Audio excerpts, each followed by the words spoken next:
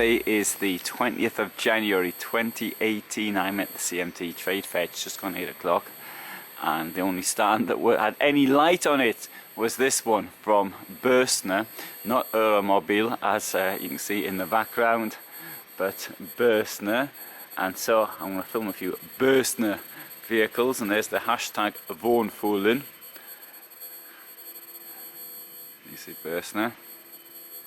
And I'm going to kick off with this vehicle here, this Ixeo, which is a large vehicle, fully integrated, very nice inside. And we'll come first of all to show you the rear. Very large garage with a feature which we see now increasingly in many vehicles.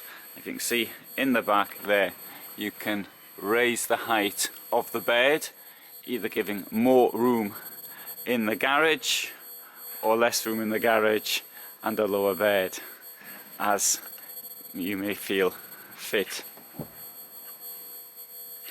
See how the doors are held by these things here, like that. Now I can't give you the details on price and dimensions because they're not yet up. Anyway, having a look inside, see there's plenty of room here, but I want to start here at the bottom because what this shows is the double floor. You've got a little bit of storage in this, place you might want to keep your shoes maybe as you come in and out of the vehicle. I find that when the table goes over in half like this, it seems to be as though there's more room in the van. Now in this case here, I must point out we're indoors, and there's not a lot of light other than what there is on the stand outside. And okay, I managed to find the lighting, internal lighting, but it's dark, so it won't seem as though the van is as spacious as it really is. So if I sit down here in the passenger seat, I can admire the rear of the vehicle, look back like this, and you can see kitchen to the right and bedroom up there. Here on the left there's no passenger door. I think they're completely superfluous because we've got a door there. We don't need to keep putting doors in, although there is a door on the driver's side. Personally, I think I wouldn't mind if there wasn't a door there as well, though I think most people want them. You know, you jump out to get fuel or something like that, then perhaps it's just as well to have that door there. There's also the security aspect, I suppose, having more doors in the van. Let's have a look up here at the kitchen. So we have plenty of space here, I think, and we have a slight demonstration as well as how you can use your frying pan by putting it on top of the sink, which is relatively deep, I suppose. Could be a bit larger. Next to the sink we've got this drainage part, always handy, and here this is standard. There's nothing unusual about 3-burner hob. And under there we've got a place for your tea towels and shiny surface, gloss, or like that. Open up the drawer, knives and forks go there. Now I can't open the lockers because they've put locks on them. These locks wouldn't normally be here. This is just for the trade fair, and they put them on too because they've got some of their own stuff inside. Got more storage. I think this is storage. It is indeed. It's also got a ladder in there. That's a handy place for your ladder, if you're using it, of course. We'll come on to the ladder in a moment. Large shower. Oh, it's a good one, that one. 2 domestic size plugs. You probably don't use plugs in the shower. particularly when you've hardly got any depth to the basin, but it makes the point of the size of the plugs. And personally, if I had something here at the trade fair, I would actually block that off as well. Stops dust and things getting in there, which may later block the pipes, or potentially a little bit maybe. Skylight, you've got a hanger there for your wet clothes. This is the bed, as you probably guessed, goes up and down, and so we can also have it up at the back should we so desire, make it a bit more comfortable for reading.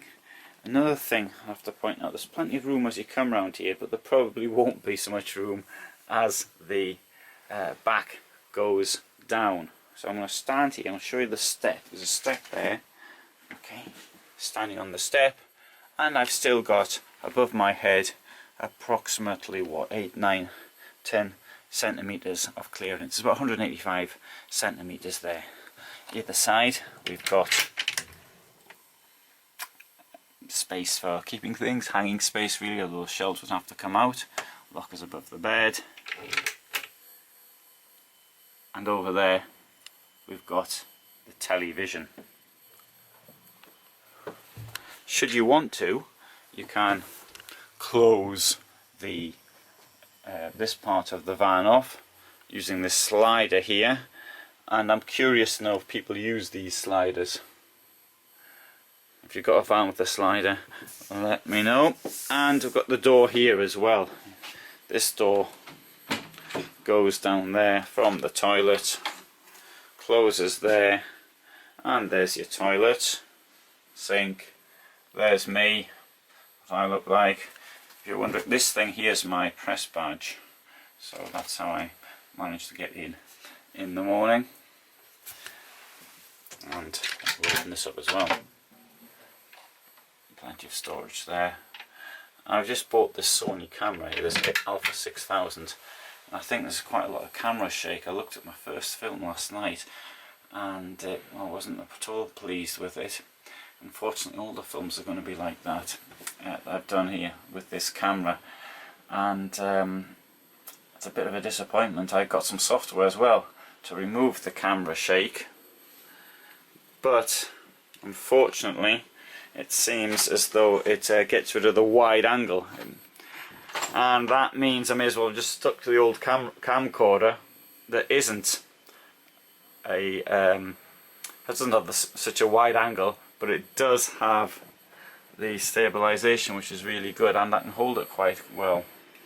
Anyway, that apart, now I've often talked about beds above this position. The roof is sloping here, and the bed doesn't give a huge amount of clearance. Now, I was sitting earlier in the passenger seat, and I'm going to move right down there again now. So as I walk down here, now I'm standing here, and this is at this point, there we go, at this point I'm now touching the bed. What does that mean? It means that you're going to have to duck every time you get in and out, and see how far away I am from it, in fact. So is that a good thing or not? And people keep saying, oh, we need a spare bed, what if somebody comes? What if somebody comes? What if you hit your head on the thing every time you get in and out? I personally don't think it's a good idea. Most companies will give you extra storage if you ask for more lockers at the top. That's something you can use every single day. So, okay, looking up there I see another television, but they have a another hashtag, bien chez soi, good at home, I suppose, and good at one's own home, chez soi, one's own home, and that's how I look at it too. It's your own home. Particularly, I mean, you could live in something like this full time. It's great. It's a great van to be touring around Europe in. Or touring around anywhere else in Australia or North America. or America as a whole. Right, so you can see you got 142 litre fridge is up there. The electrics are here, and just to make the point, I shall turn the electrics off as I leave. But before doing that, just mention it's got XPS isolation, which is much better than EPS. You see a film I did on at Dusseldorf on that one. Here, that's how you turn the electrics off. Oh, sorry, it's there, and all the lights have gone out, as you can see, and we can come out now.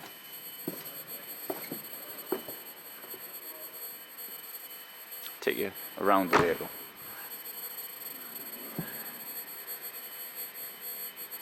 So you can see it's on a Fiat chassis. 350 kilos in the garage. The model, I didn't say the model when I started. Ixeo I integrated 736.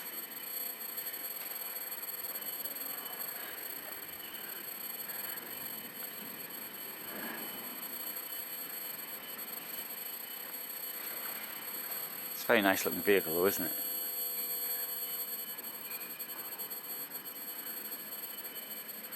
And you can hear there's more people in now. Got the vacuum cleaners are out.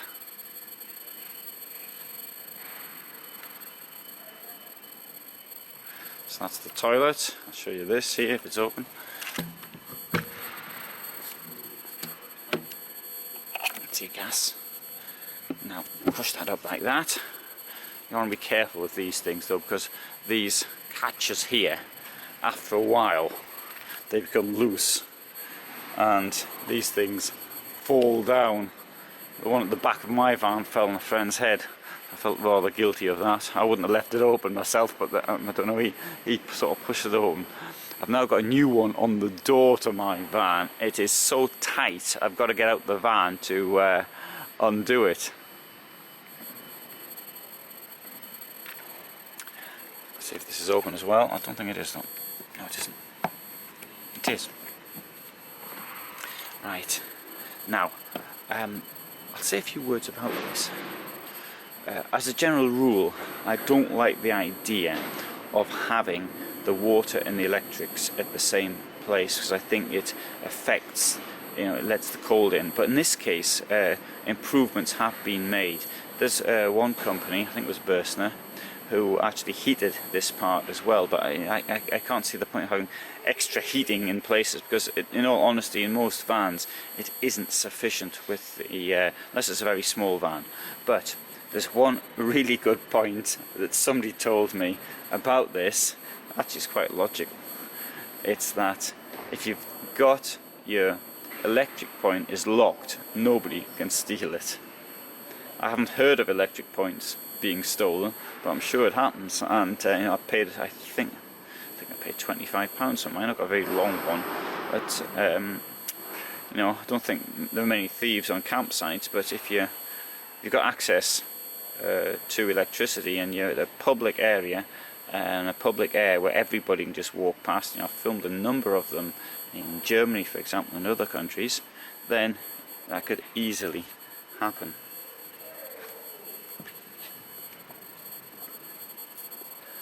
As always, I prefer underslung gas rather than carrying things around.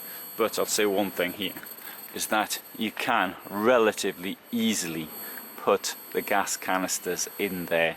You don't have to manipulate them a great deal, although you do have to manipulate them a bit. Save your back. For a vehicle of this size, it won't cost much extra. Get a refillable solution and you can enjoy the van more. If your back goes, then you won't be enjoying the van. You'll be lying in the side in pain. And I think most, if not all, of you out there know what that's like. So, if you've enjoyed that film, found it interesting, please watch some more. Oh, and you also can subscribe to my weekly newsletter. Today's Saturday, I'll be doing it a bit later today, and so it comes out Friday night. Well, it used to come out every Saturday morning, but I do it at the weekend. Friday night, sometimes Saturday morning.